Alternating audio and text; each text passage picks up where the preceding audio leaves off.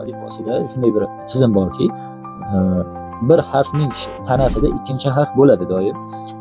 Bir-biriga uyqash holatda yoziladi. Mana misol biz nunni ko'rdik. Lomning tarkibida nun bor. Alohida holatida mana bu satr chizig'imiz bo'ladigan bo'lsa, satr chizig'idan tepada boshlanadi-da, mana bu yoqqa nun.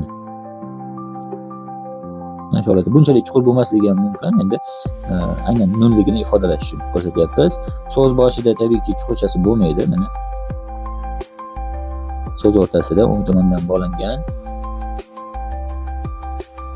So'z oxirida ham shu alohida ko'rinishga o'ng tomondan bog'langan holatda bo'ladi. Bitta narsani ilova qilishimiz kerak. Chiroyli yozish, husn xattini betaqiga keltirish bu alohida san'at, xattotlik san'ati hisoblanadi. Bu bilan xattotlar shug'ullanadi. Biz modomiki til o'qityapmizki, tabiiyki bunday ishtibohlar, xatoliklar o'ziga yarasha bo'lishi mumkin, juz'iy kamchiliklar harflarda, lekin imkon qadar harflarning standartiga amal qilib yozishga harakat qilyapman.